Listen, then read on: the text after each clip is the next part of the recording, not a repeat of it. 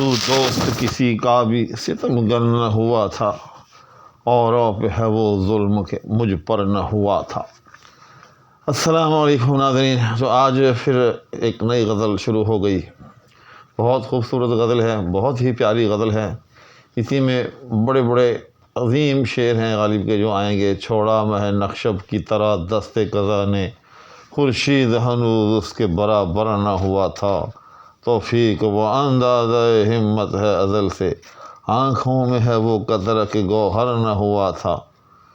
تو اس قسم کے بڑے بڑے جو سمجھیں کہ اہم اشعار اسی غزل میں موجود ہیں۔ تو آج اس غزل کا مسئلہ لے کر میں آپ کی خدمت میں حاضر ہو رہا ہوں، لیکن اس مسئلے میں ایک ایسا چیستان ہے، ایک ایسی الجھن ہے کہ کم سے کم مجھے تو اس کا حل معلوم نہیں ہوا۔ آپ احباب میں سے اگر کسی کو اس کا حل معلوم ہو تو میری رہنمائی کیجیے گا۔ تو مسئلہ ہے، تو دوست کسی کا بھی ستم گر نہ ہوا تھا۔ دوسرا مصرعہ اس کا، اوروں پہ ہے وہ ظلم کہ مجھ پر نہ ہوا تھا۔ اب یہاں جو ظلم کے بعد کے ہے، اب اس میں ظاہر ہے کوئی مشکل لفظ نہیں ہے، اس کا تو اس میں سوال ہی پیدا نہیں ہوتا کہ یہ بات کی جائے کہ اس میں مشکل الفاظ کے کیا معنی ہیں، کیونکہ یہ بالکل سادے الفاظ ہیں۔ تو اس میں سارا مسئلہ یہ جو ظلم کے آگے کے ہے، اس کی مجھے مختلف شروح میں دو قسم کی یوں سمجھنے کی پڑت مل رہی ہے، دو قسم کے الفاظ ملتے ہیں۔ ایک وہ دیوان جو کہ میرے پاس موجود ہے اور پچھلے 40 برس سے موجود ہے کہ اوروں پہ ہے وہ ظلم کہ مجھ پر نہ ہوا، یعنی یہاں کے ہے۔ اور ایک وہ کہ میں نے سلیم یوسف چشتی کی شرح میں دیکھا ہے اور بھی ایک آدھ جگہ کہ اوروں پہ ہے وہ ظلم جو مجھ پر نہ ہوا تھا۔ اب ان دونوں میں کے اور جو میں اگر اس کا کوئی حل نہ نکالا جائے کہ یہاں وضعی طور پر کیا ہے، تو مفہوم جو ہے وہ یوں سمجھیں کہ زمین سے آسمان یا آسمان سے زمین ہو جاتا ہے، یعنی کیا سے کیا ہو جاتا ہے۔ یہاں میں ایک جملہ معترضہ کے طور پر ایک بات عرض کرنا چاہوں گا کہ شاعر نے کیا کہا، پھر یہ کہ شاعر نے جو لکھا سو لکھا، جب بعد میں وہ شاعر کی زندگی میں یا بعد میں چھپا تو کیا چھپا، اس میں جو اغلاط در آئیں ان کا کیا ہوا۔ الغرض یہ ایک حقیقت ہے کہ بسا اوقات شاعر نے جو کہا ہوتا ہے وہ چھپ نہیں پاتا، کوئی غلطی ہو جاتی ہے، کاتب سے ہو جاتی ہے، اور وہ اس طرح سے نقل در نقل جو ہے وہ چلتی رہتی ہے۔ اور پھر شعر کی دنیا میں یہ ایک گنجائش ہے کہ یوں بھی تشریح ہو سکتی ہے، یوں بھی تشریح ہو سکتی ہے، تو دونوں طرح سے اس کی تشریح جو ہے وہ ہوتی رہتی ہے۔ اب مثال کے طور پر ابھی پچھلی سے پچھلی غزل میں ایک شعر تھا کہ کوئی ویرانی سی ویرانی ہے، دشت کو دیکھ کے گھر یاد آیا۔ اب سچی بات یہ ہے کہ اس شعر کی میں نے بہت تشریحات دیکھی ہیں، خود بھی میں نے کوشش کی ہے، لیکن یوں سمجھیں کہ پھر بھی جو گرا ہے وہ صحیح معنوں میں کھلتی نظر نہیں آتی۔ تو میرے دماغ میں کبھی کبھی آتا ہے کہ شاید اس شعر کی جو پڑت ہے یا یوں سمجھیں کہ اس کی جو لکھت ہے، اس میں کوئی سقم رہ گیا ہے۔ مثال کے طور پر اب اگر اس کو آپ ایسے پڑھ دیں کہ کوئی ویرانی سی ویرانی ہے، کوئی ویرانی سی ویرانی ہے، دشت ہے دیکھ کے گھر یاد آیا۔ تو اب اگر یہاں یعنی دشت کو کی بجائے دشت ہے پڑھ لیا جائے تو سارا مسئلہ حل ہو جاتا ہے۔ شعر کے اندر نہ کوئی ابہام رہتا ہے، سیدھی سی بات ہے کہ دشت ہے دیکھ کے گھر یاد آیا۔ یہ شاعر جو ہے وہ اپنے گھر میں کھڑا ہے، کوئی ویرانی سی ویرانی ہے، یعنی گھر بہت زیادہ ویران ہے، دشت ہے دیکھ کے گھر یاد آیا، مجھے اپنا گھر دیکھ کر جو ہے وہ جنگل یا دشت جو ہے وہ یاد آ رہا ہے۔ تو شعر کے اندر جو ہے وہ کوئی ابہام بھی نہیں رہتا، لیکن میں یہ بالکل نہیں کہہ رہا کہ میرے نزدیک ایسا ہے، لیکن ایک امکان ظاہر کر رہا ہوں کہ بسا اوقات جو ہوتا ہے لکھت میں شعر کی جو نقل ہوتی ہے آگے سے آگے، اس میں کتابت کی کوئی ایسی غلطی کہہ لیں آپ، یا کوئی ایسا تصرف کہہ لیں، ہاں صرف غلط ہی نہیں ہوتی، تصرفات بھی ہوتے ہیں۔ بعض اوقات کوئی کاتب جو ہوتا ہے وہ اپنی طرف سے جو ہے، جس طرح سے ابھی میں نے یہاں دشت کو جو ہے وہ دشت ہے کیا ہے تھوڑی دیر کے لیے، ایسے فرض کر لیں کہ میں کاتب ہوں، لکھ رہا ہوں، اور میں جو ہوں وہ دشت کو دیکھ کے گھر یاد آئے کے بجائے لکھ دیتا ہوں دشت ہے دیکھ کے گھر یاد آئے، ایسے لکھ دیتا ہوں۔ تو بسا اوقات کاتب بھی ایسا کر گزرتے ہیں۔ تو بہرحال اس شعر میں جو اس وقت ہمارے زیر تشریح ہے، اس میں بھی کچھ کہہ کا جو لفظ ہے اس کی وجہ سے ایسی ہی سمجھنے کی مشکل پیدا ہو گئی ہے۔ تو ہم دونوں طرح سے اس کی کوشش کرتے ہیں۔ تو شعر ہے کہ تو دوست کسی کا بھی ستمگر نہ ہوا تھا، کہ ستمگر کسی کا بھی آج تک دل سے دوست نہیں بنا۔ ہاں، ہر کسی کو تو نے جو ہے فریب ہی دیا ہے، فریب دوستی ہی دیا ہے، تو کسی کا بھی آج تک جو ہے وہ دل سے دوست نہیں بن پایا۔ تو دوست کسی کا بھی ستمگر نہ ہوا تھا، اوروں پہ ہے وہ ظلم کہ مجھ پر نہ ہوا تھا۔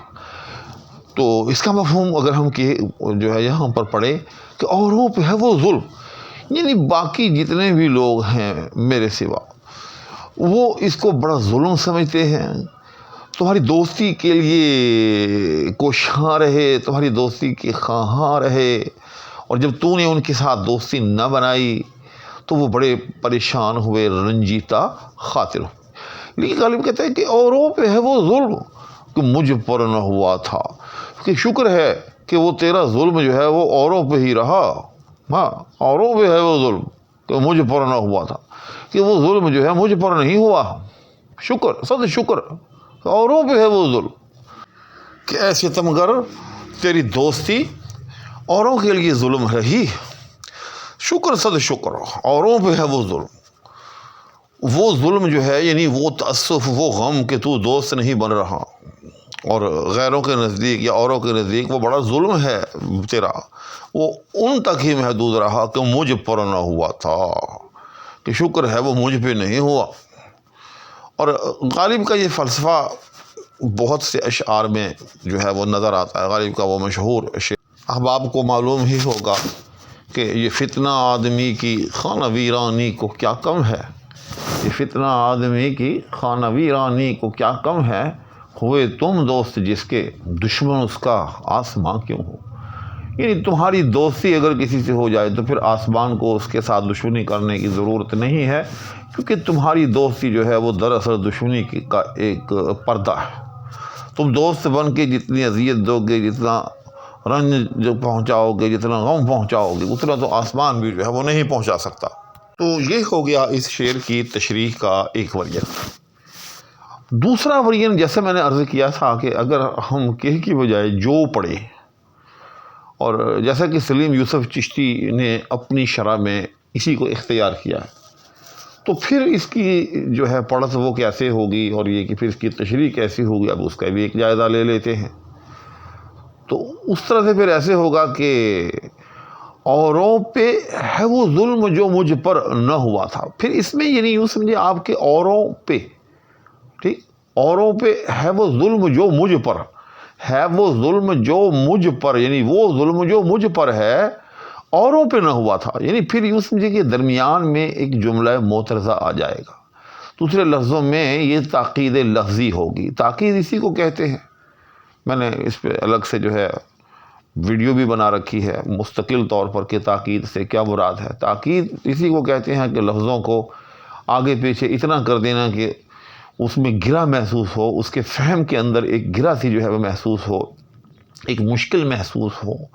جس طرح سے گرہ کو کھولتے ہوئے تھوڑی سی توانائی صرف ہوتی ہے، اسی طرح سے جہاں اس طرح سے لفظوں کو آگے پیچھے کر دیا جائے حتیٰ کہ ان کو سمجھنے میں پھر تھوڑی سی ذہن کی قوت لگے، تھوڑا سا غور و فکر کرنا پڑے، تو پھر جا کے وہ سمجھ میں آئیں، تو اس مقام کو پھر تاکید کہہ دیتے ہیں۔ پھر اس میں آگے دو قسمیں ہوتی ہیں، ایک تاکید لفظی اور دوسری تاکید معنوی۔ تاکید لفظی یعنی لفظوں کی حد تک وہ جو لفظوں کا آپ نے آگے پیچھے کیا ہے اس کا اثر صرف لفظوں کی حد تک ہو، معنی پر کوئی اثر نہ پڑے۔ تاکید معنوی اس کو کہتے ہیں کہ اگر آپ اس کو اس طرح سے نہ پڑھے، یعنی جہاں کامہ ڈالنا ہے، جہاں رکنا ہے، یعنی اس طرح سے نہ پڑھے تو پھر مفہوم جو ہے وہ کچھ کا کچھ ہو جائے، مفہوم ہی جو ہے وہ بدل جائے، اس کو پھر تاکید معنوی کہتے ہیں۔ یہ میں نے درمیان میں اضافی بات کی۔ تو بہرحال اگر ہم اس کو تاکید کی یہ صورت بناتے ہوئے اور دوسرے لفظوں میں ایک جملہ معترضہ جس کو ہم کہہ سکتے ہیں وہ ڈالتے ہوئے ہم پڑھیں تو پھر اس کا کیا مفہوم ہوگا؟ پھر اس کا سیدھا سیدھا مفہوم ہے، بالکل اس میں پھر کوئی کنجلک نہیں ہے، کوئی اس میں پیچیدگی نہیں ہے کہ تو دوست کسی کا بھی ستمگر نہ ہوا تھا، کہ اے ستمگر آج تک تو نے کسی کے ساتھ بھی جو ہے وہ اخلاص سے جو ہے وہ دوستی اختیار نہیں کی، اوروں پہ ہے وہ ظلم جو مجھ پر نہ ہوا تھا۔ اور یہ جو ظلم ہے جو کہ تو نے میرے ساتھ کی روا رکھا ہوا ہے، یعنی کہ اخلاص سے دوستی نہ کرنے کا ظلم، یہ اوروں پہ نہیں ہے، اوروں پہ ہے وہ ظلم جو مجھ پر نہ ہوا تھا، ایسے اوروں پہ ہے وہ ظلم جو مجھ پر، یعنی وہ ظلم جو تو نے میرے ساتھ روا رکھا ہوا۔ اور وہ ظلم کیا ہے؟ اخلاص سے دوستی نہ کرنے کا ظلم۔ وہ کسی اور کے ساتھ تو نے روا نہیں رکھا، اوروں کے ساتھ تو بڑے اخلاص کے ساتھ پیش آ رہا ہے، اوروں کے ساتھ تو تیری بڑی گہری اور پکی دوستیاں ہیں، مبنی بر اخلاص دوستیاں ہیں، لیکن مجھے تو نے اس سے محروم رکھا ہوا ہے۔ تو پھر اس کا یہ مطلب ہو سکتا ہے، لیکن جیسے میں نے شروع میں عرض کیا کہ بسا اوقات کتابت کی غلطی کی وجہ سے یا کسی اور وجہ سے جو اس قسم کے اشعار ہیں ان کے متعدد معانی جو ہیں وہ نکل سکتے ہیں۔ اب ہم آپ میں سے اگر اس شعر کے حوالے سے مزید اس پر کوئی اضافہ کرنا چاہے تو موسٹ ویلکم، میں کمنٹس میں اس کا انتظار کروں گا اور میں اس کو بہت اپریشیٹ کروں گا، اور میں سمجھتا ہوں کہ اس کا یہ اس چینل کے ساتھ بھی اور اس چینل کے ناظرین و سامعین کے ساتھ بھی ایک گنا احسان ہوگا۔ تو آج کی یہ ویڈیو یہیں پہ ختم کی جاتی ہے۔ التماس ہے کہ دعاؤں میں یاد رکھیے گا، اور نیز یہ کہ اپنا بہت سا خیال رکھیے گا۔ اسی کے ساتھ اللہ حافظ۔